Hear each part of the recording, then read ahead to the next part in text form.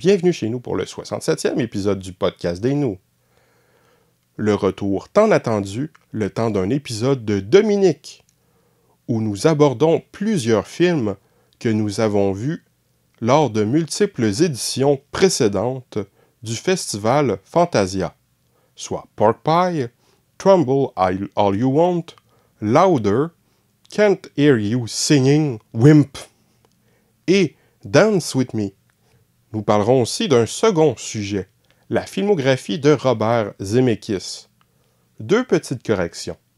Concernant Louder, il y avait une Q&A, pas une FAQ. Petit lapsus. Concernant Dance With Me, oui, le film Waterboys est bel et bien à propos de nage synchronisé. Cela faisait longtemps que j'avais vu ce film. Fantasiez bien avec nous!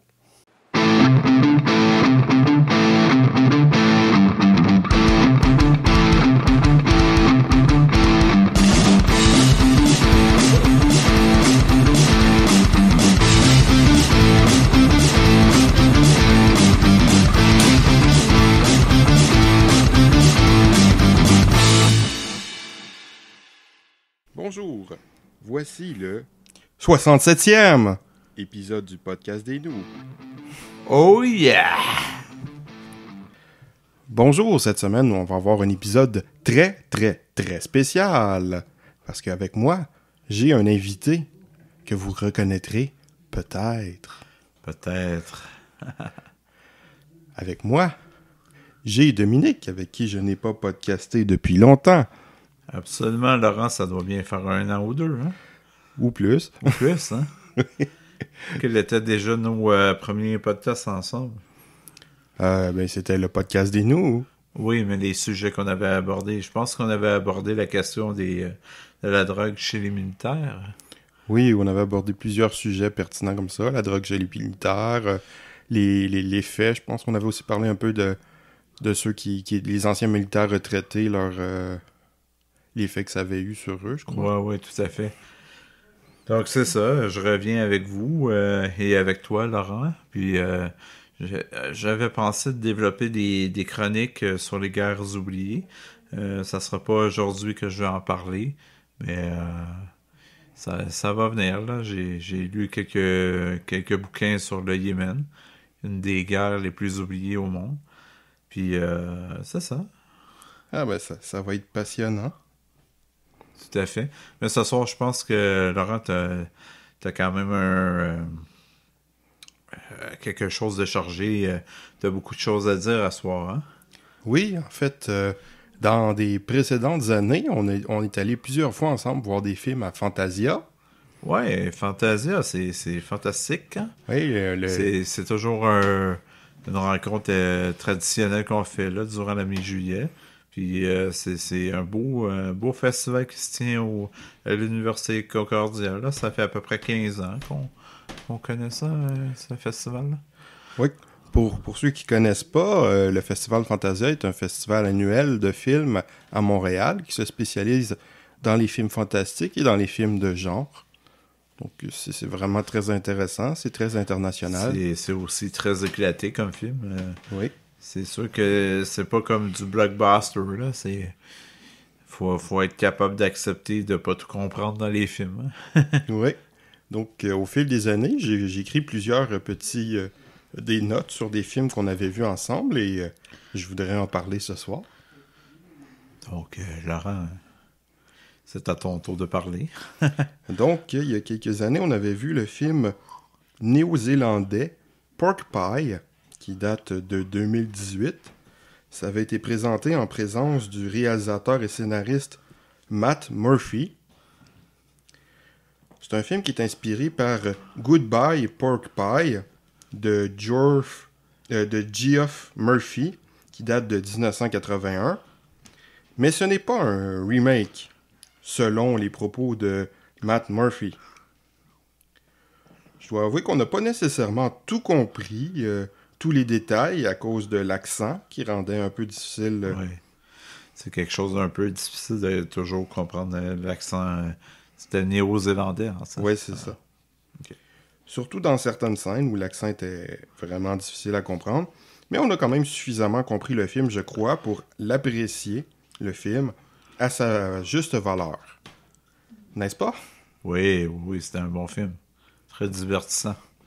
C'est un genre de road movie. Il y a un type qui essaie de revoir son ex, malgré que ce semble une cause perdue. Il va essayer de la revoir à un mariage où il n'est pas vraiment invité. Après que sa voiture ait explosé, il va embarquer dans la voiture conduite par un autre type qu'il n'a certainement pas en toute légalité, vraisemblablement, vu comment il fuit les flics.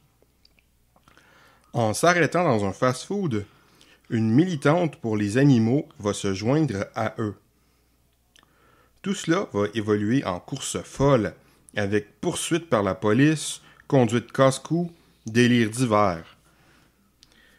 À mon avis, c'était un film très amusant, avec des personnages attachants et bien définis, surtout le type qui veut revoir son ex, c'est vraiment très bien. Et toi, quel est ton avis? Ah oui, je dois avouer que ça fait un petit bout que je l'ai pas vu, mais je pense que c'était vraiment un film là, vraiment très divertissant, très amusant. Pour ceux qui s'en souviennent, je donne une note sur 5 à chacune de mes critiques.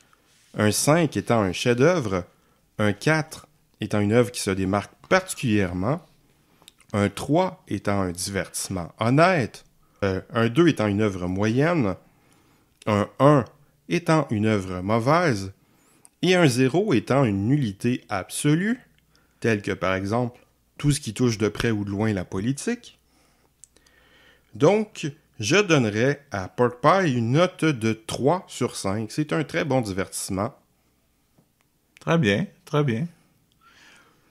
Est-ce que tu veux nous parler d'un autre film, Laurent? Mais oui, tout à fait. Tout à fait, on enchaîne. Donc, je vais vous parler maintenant de Trumble All You Want, un film qui date de 2017. C'est une comédie sentimentale japonaise que j'ai vue avec Dominique au festival montréalais Fantasia. Le sujet semblait intéressant. On y suit une jeune femme un peu excentrique.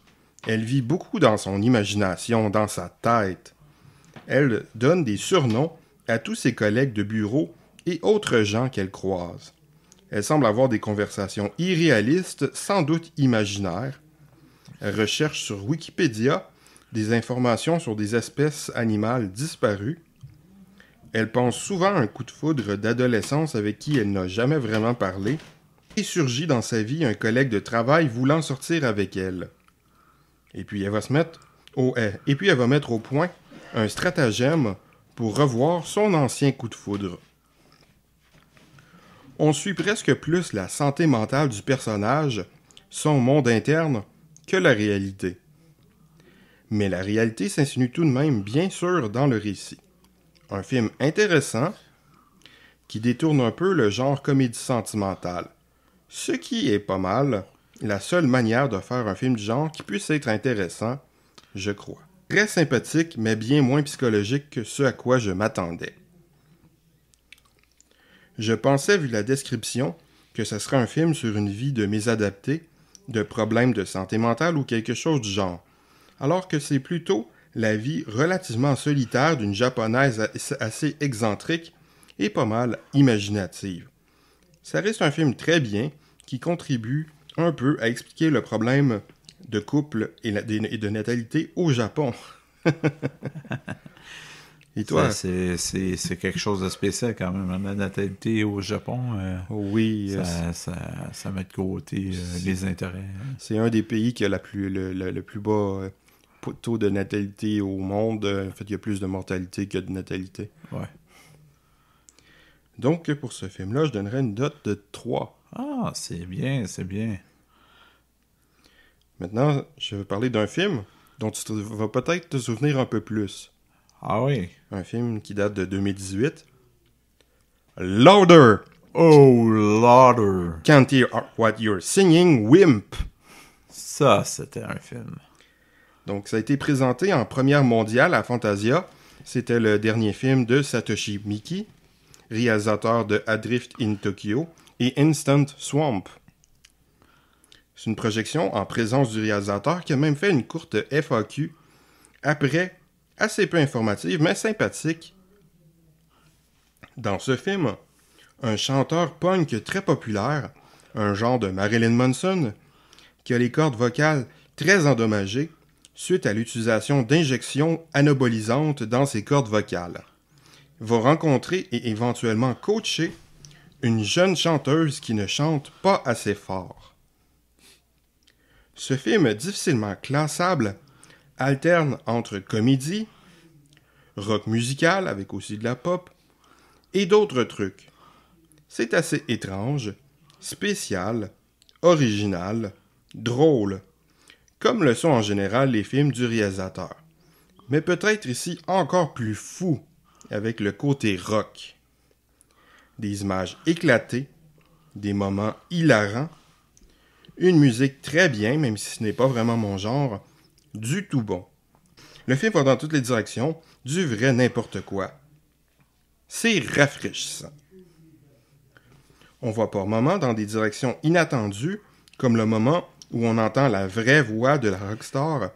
C'est un film vraiment excellent. Quelle note donnerais-tu à ce film? 4. 4. C'était Oh vrai. my God. C'est vraiment exceptionnel. Toi, tu t'en souviens bien de ce film? Ouais, c'est un film qui marque. Ouais, c'est un film qui botte des culs. Ouais, qui botte des culs. Je vais parler maintenant du film Dance With Me, du réalisateur Shinobu Yagishi, mettant en vedette Ayaka Miyoshi, qui était présenté à Fantasia en présence du réalisateur. C'est une comédie musicale sur un angle original. Une jeune femme est hypnotisée pour se mettre à chanter et à danser à chaque fois qu'elle va entendre de la musique, ce qui est assez étrange dans la vie réelle et risque de mettre en danger sa vie professionnelle. Le film devient un road trip en plein milieu tout en restant musical. La musique semble être une sélection de hits des années 70. Avec son sujet, le film devient une comédie musicale assez originale, créant un décalage d'où vient une bonne partie de l'humour, mais ça ne l'empêche pas d'être un excellent musical et d'avoir aussi une bonne partie de l'humour qui vient des personnages et leur interaction. Les numéros musicaux sont très élaborés sans trop tomber dans l'overproduced, dans le trop produit, et les quelques moments où l'on voit les numéros musicaux de point de vue des autres gens que l'héroïne sont toujours très drôles. Le casting est excellent. Ayaki Miyoshi est parfaite pour tenir le film sur ses épaules avec sa voix, sa danse, son jeu d'actrice et sa frimousse. Les autres collent aussi parfaitement. Sa partenaire de voyage très excentrique, le détective privé, l'hypnotiseur, le patron, etc. Je ne savais pas que c'était le même réalisateur que pour Waterboys, un film que j'avais vu par curiosité il y a quelques années, à propos de nage synchronisée masculine. À moins que c'était un sport aquatique. En tout cas, c'était un sport aquatique, un film sur un sport aquatique masculin qui était plus... Waterpolo, peut-être? Ouais, peut-être. C'était ridicule, en tout cas. Donc, ce nouveau film en conserve peut-être l'énergie et l'humour, mais pas du tout le style, Waterboy donnant l'impression d'un téléfilm ou presque un film amateur. Dance With Me témoigne d'une maîtrise. Peut-être pas aussi mémorable que Louder Can't Hear What You're Singing Wimp de Satoshi Miki, que j'avais vu l'année précédente, mais ça reste un film que j'avais trouvé extrêmement amusant, auquel je donnerais une note de 4 sur 5. Très bien. Par contre, je me souviens que quand on l'avait vu, toi, ça t'avait moins emballé que moi. Je dirais que oui, ça m'a moins intéressé, mais... Si tu le souhaites, Oui. on peut passer à un autre sujet totalement. Je vais parler maintenant d'un réalisateur de films dont j'apprécie plusieurs de ses films. Et Dominique, avec moi, je suis persuadé qu'il adore aussi plusieurs de ses films. Oui, tout à fait. Nous allons parler maintenant de Robert Zemeckis. Donc, Robert Zemeckis a commencé sa carrière avec deux films qui n'ont absolument pas marché, que je n'ai pas vus. OK. En 1978, il y a eu I Wanna Hold Your Hand. Et en 1980, il y a eu Used Cars. Est-ce que tu connais ces films? Pas du tout. Après ça, il y a eu son premier véritable succès en 1984 avec Romancing the Stone, qui met en vedette Michael Douglas, Kathleen Turner et Danny DeVito. C'est une genre de comédie d'aventure dans laquelle une écrivaine s'en va est-ce que c'était en Colombie? En tout cas, s'en va en Amérique latine pour essayer de sauver sa sœur qui est en danger. Mm-hmm. Mais elle n'est pas du tout experte en danger. Elle n'est pas capable d'affronter...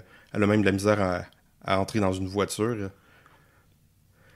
Et là-bas, elle va tomber sur Michael Douglas, qui est je n'ai pas le bon terme. Un aventurier, on va dire. Quelqu'un qui se promène à gauche, à droite pour essayer de se faire de l'argent. Et un baroudeur. Un baroudeur? Un baroudeur, oui. Okay. Donc, il va l'aider. Ça devient c'est un mélange de comédie, d'aventure, un peu sentimental. C'est un film qui est très divertissant. Je dirais que c'est un parfait film du samedi après-midi pour se divertir. Mm-hmm. Mais c'est pas non plus un film extraordinaire. C'est juste un très bon divertissement. Est-ce que tu as déjà vu Romancing the Stone? Non, jamais. C'est la première fois que j'en entends parler.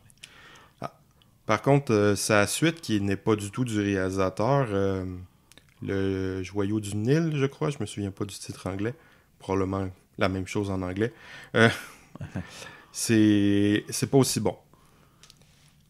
Celui-là, Romancing the Stone, est vraiment très divertissant, mais la suite un peu moins. Par contre, si on veut vraiment vivre les aventures humoristiques ultimes, je recommanderais plutôt des films comme Big Trouble in Little China, qui est absolument excellent, ou de nombreux films de Hong Kong, tels que par exemple les deux Armour of God, mettant en vedette Jackie Chan, qui sont absolument excellents. Mais Romancing the Stone, personnellement, si je lui donnerais une note, ce serait sûrement un 3 sur 5. C'est divertissant. Et après ça, en 1985, Robert Zemeckis a fait Back to the Future. Oh oui, ça c'était des films de notre jeunesse. Hein? Ouais. Donc avec Michael J. Fox, Christopher Lloyd, Lea Thompson, Crispin Glover et Thomas F. Wilson. Donc des acteurs vraiment très bons qui ont donné une excellente performance dans une comédie fantaisiste de science-fiction et un peu d'aventure rocambolesque. C'est un très bon concept, l'adolescent qui voyage dans le temps pour se retrouver à l'époque où ses parents étaient des adolescents. Mm-hmm.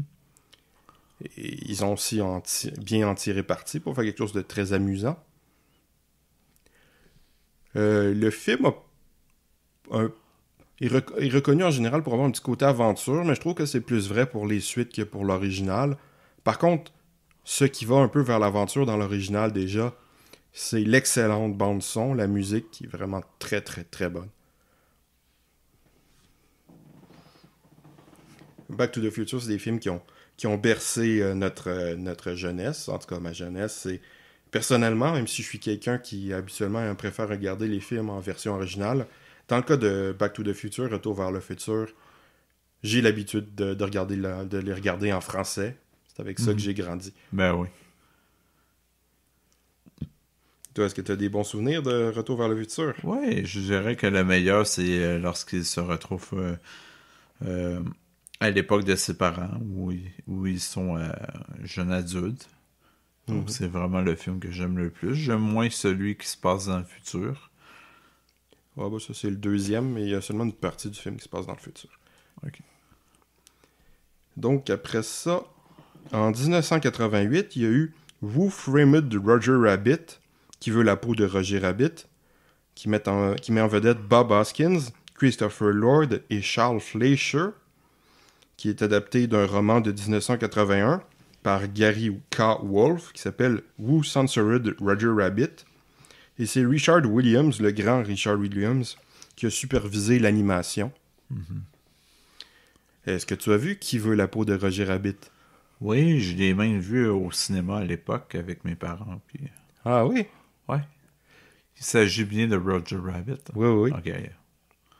Et puis comment ça, tu te rappelles toujours? Mais c'est très loin. C'est plutôt un film que j'ai vu quand j'avais 4-5 ans. OK. Ah, c'est un film que j'adore, que j'ai acheté en DVD, que j'ai revu à plusieurs reprises, qui met en scène de façon extraordinaire des acteurs réels et des personnages en dessin animé. C'est vraiment très réussi et l'histoire est vraiment intéressante et bien menée. C'est sérieusement un excellent film.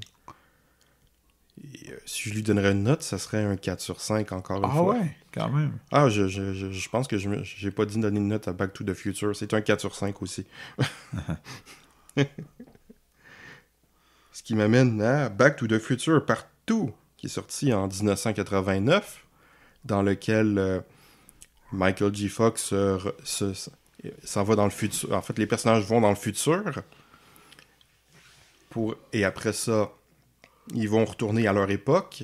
En fait, ils vont aller dans le futur. Le futur est un futur qui se prend pas très au sérieux. C'est très humoristique et un peu parodique. Et en même temps, il y a Michael J. Fox qui va jouer le rôle de ses enfants en même temps que lui-même. Donc, plusieurs rôles dans la même scène, ce qui est assez amusant. Et après ça, les personnages reviennent à leur époque, les années 80, qui ont changé mystérieusement. Ce qui fait qu'ils vont devoir retourner dans le passé, à l'époque du premier film, pour régler le problème de la situation dans ces années-là.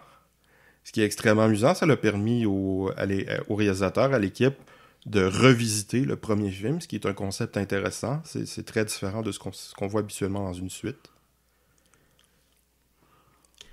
Personnellement, je donne une note de 4 sur 5 aussi pour le deuxième, Retour vers le futur. Il est peut-être un peu moins bon que le premier, mais il est quand même excellent aussi. Et toi, qu'est-ce que tu en penses? Est-ce que je l'ai déjà regardé? Ah, tu as déjà dit toi-même que tu aimais moins celui où est-ce qu'il allait dans le futur. Ah, ok, ouais. Excuse. C'est pas grave. Donc, immédiatement après, en 1990, est sorti Back to the Future Part 3, parce que les deux films, en fait, ont été tournés un après l'autre. Ok. Donc, le troisième, c'est celui où est-ce qu'ils vont au Far West. Far West ancien. Qui est très intéressant. Ça fait un bon mélange d'humour et d'aventure. Auquel je donnerais aussi une note de 4 sur 5. Et toi, est-ce que tu te souviens bien du troisième Retour vers le futur? Au moment où il rencontre une jolie demoiselle, c'est dans ce film-là? Ah, le Doc Brown? Le docteur... Ouais, Doc Brown, il rencontre l'amour de sa vie dans ce film-là, oui. Ok. C'est un bon film. D'accord. Après ça, en 1992, il y a eu Death Becomes Her. Je sais pas pourquoi, j'ai l'impression qu'on risque d'en entendre parler prochainement dans le podcast. Sinon, en 1900... C'est ton ami... comment il s'appelle, celui qui va aborder la question? Mystère. Ah, c'est un mystère. On garde le mystère. Sinon, en 1994... il y a eu un film dont tu as peut-être entendu parler, qui est basé sur un roman de Winston Groom et qui met en vedette Tom Hanks. C'est un certain film appelé Forrest Gump. Ah, je savais pas que c'était qu'il y avait un lien avec un livre. Yeah. Écrit, oui, ok. Winston Groom. Winston Groom, ouais. Groom, ok. Qui a été écrit dans les années combien? Oh, ça, je sais pas. Je sais pas, mais ok. C'est tout à fait mon meilleur film à vie, là. C'est un film que j'adore. Comment dire... l'acteur principal, Tom Hanks, est incroyable. Oui, il offre vraiment une solide performance dans ce film-là, où il joue le rôle de quelqu'un qui a un QI assez faible, mais ça l'empêche pas d'être quelqu'un de très intéressant. C'est ça, c'est parce que Tu sais, par exemple, moi, quand j'ai regardé ce film-là, je me suis jamais vraiment arrêté au fait que cette personne-là avait un quotient intellectuel plus faible que les autres. Moi, je le trouve admirable, ce personnage-là, parce qu'il nous montre qu'on peut arriver à tout faire malgré tout, ou avoir une vie passionnante, même si t'es différent ou quelque chose comme ça. Hein. Oui, moi aussi, j'ai une raison aussi pour laquelle j'ai trouvé le personnage absolument fascinant. C'est parce qu'il y a un point de vue qui est différent, qui est unique sur les événements, sur l'histoire. Oui, c'est ça. Fait que c'est un film qui fait un clin d'œil aussi à plusieurs moments de l'histoire des États-Unis. Donc, non, c'est un film incroyable. Qu'est-ce que tu donnerais comme note à ce film-là? Ah, ce film-là, c'est sûrement un 4 sur 5. Là. Ah, c'est exactement ce que je pensais. Ouais. C'est notamment le film que j'ai écouté le plus souvent. Là. Une fois par année, généralement. Là. Je suis un peu un vieux dinosaure. J'écoute ça à la télévision. Malgré que tu l'aies sur DVD. Ouais, je l'ai sur DVD, mais je l'utilise pas assez souvent pour l'écouter. Ok. Ah, moi, je l'ai regardé le Blu-ray ce matin. Ah, c'est frais. Donc, après ça, en 1997, il a fait Contact avec Johnny Foster d'après le roman de Carl Sagan. Est-ce que tu as déjà vu Contact? Non. Ok. C'est un film de science-fiction dans lequel Jodie Foster est une scientifique qui, on peut dire, elle écoute les étoiles, en fait, à travers, avec les antennes satellites, elle écoute l'espace pour essayer de voir des traces de signaux sonores qui seraient d'origine extraterrestre. OK. Et éventuellement, elle va tomber sur un signal sonore étranger. De là va se découler tout le film. Je raconterai évidemment pas tout ce qui va se passer, ça serait du spoiler, même si, de mémoire, le trailer du film spoilait presque tout. C'est un film que, personnellement, je trouve très intéressant, très bien fait. C'est assez émotionnel et la science-fiction est très réaliste, c'est très bien mené. Il y a des gens qui détestent le film, surtout à cause de la fin. Personnellement, la fin ne m'a pas vraiment dérangé. Je trouvais que c'était très correct. Et ce qui était plus important, est-ce que c'est vraiment la fin ou c'est le chemin qui nous y a menés? What Lies Beneath est sorti en 2000 avec Harrison Ford et Michelle Pfeiffer dans une maison hantée. Je n'ai pas vu ce film. OK. Est-ce que tu l'as vu? Non. OK. En 2000, il y a eu un autre film mettant en vedette Tom Hanks, Cast Away. Ça, je l'ai vu, mais je l'ai vu il y a pas longtemps. Je savais pas que ça existait. Je te dirais que j'ai pas trop aimé, là, finalement. Ah, tu l'as pas trop aimé? Non. Je trouvais que c'était un peu long. La partie où il était un peu sur l'île déserte, tout ça. Je trouvais ça long. C'est vrai qu'il y a un peu de longueur, mais personnellement, la partie sur l'île déserte, c'est la partie que j'ai le plus appréciée du film.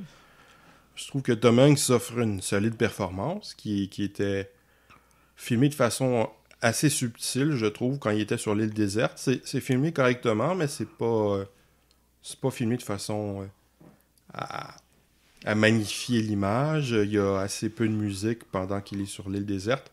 Par contre, une fois qu'il a quitté l'île déserte, l'image est un peu plus recherchée, il y a beaucoup plus de musique, et quand il rejoint la civilisation éventuellement, c'est très mélodramatique, avec une musique qui essaie d'abuser les sentiments de façon très exagérée. C'est un film que je trouve pas mal, mais il aurait été meilleur s'il était un peu plus court et s'il n'y aurait pas eu autant de mélodrame vers la fin. OK. Donc, je vais maintenant nommer tous les films suivants de la filmographie de Robert Zemeckis, principalement des films en animation 3D moche pour enfants, avec de très mauvaises réputations, que je n'ai pas vus, quoique certains aiment The Walk, un truc basé sur la brève popularisée du cinéma 3D, à propos d'un type qui fait le funambule entre le toit de hauts immeubles. Donc, en 2004, il y a eu The Polar Express. Est-ce que tu l'as vu? Non. Moi non plus. En 2007, il y a eu Beowulf. Est-ce que tu l'as vu? Non. Moi non plus. En 2009, il y a eu A Christmas Carol. Est-ce que tu l'as vu? Pas certain. Moi, je l'ai pas vu. En 2012, il y a eu Flight. Est-ce que tu l'as vu? Non. En 2015, il y a eu The Walk, dont j'ai parlé tout à l'heure avec le funambule. Est-ce que tu l'as vu? Non. Moi non plus. En 2016, il y a eu Hollywood. Est-ce que tu l'as vu? Non. Moi non plus. En 2018, il y a eu Welcome to Marin. Est-ce que tu l'as vu? Non. En 2020, il y a eu The Witches. Je n'ai bien sûr pas vu ce remake, mais le film réalisé par Nicolas Roeg, sorti en 1990, est un vraiment excellent film pour enfants, bien qu'il puisse faire peur aux plus jeunes. Un film de l'époque où le cinéma n'avait pas encore peur de montrer des choses un peu effrayantes ou difficiles aux enfants. Une époque où l'industrie les prenait un peu moins pour des abrutis. Est-ce que tu as vu le nouveau The Witch? Non. Est-ce que tu as vu l'ancien? Non. Ok, en tout cas, c'est un très bon film, l'ancien. Ok. En 2022, c'est-à-dire cette année, il y a Pinocchio. Je ne sais pas si ce film est déjà sorti ou pas encore sorti, s'il sort plus tard dans l'année, pour la bonne raison que je m'en contrefiche complètement, mais au moment où j'ai pris mes notes, Pinocchio n'était pas encore sorti. Donc, je ne l'ai bien sûr pas vu, je ne l'ai pas vu non plus depuis que j'ai écrit mes notes. Et toi, admettons que Pinocchio serait sorti et que j'en ai pas conscience, est-ce que tu l'as vu? Non, non. Je sais même pas si c'est sorti ou non. Ça m'intéresse pas du tout. Mais par contre, Pinocchio, le dessin animé par Disney, est un très bon film. Tout à fait. Est-ce que tu l'as vu? Oui, je l'ai vu. Et tu l'aimais? Oui, très bien. Merveilleux. J'espère que vous avez aimé écouter ce podcast et j'espère que Dominique reviendra dans un avenir pas trop lointain pour nous parler de sujets passionnants comme les pays avec les guerres oubliées. Oui, tout à fait. Je reviendrai très bientôt. Merci, Laurent, de m'avoir invité. Ben, merci Dominique d'avoir participé. Après tout, le podcast des nous, c'est nous. Good. Nous avons hâte de vous revoir. À la prochaine. Ah, ça c'est le jingle de fin.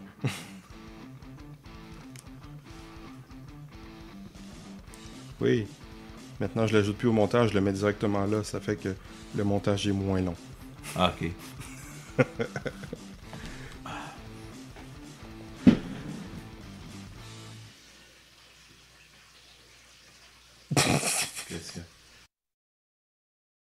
Et au revoir. Au revoir. Et à bientôt.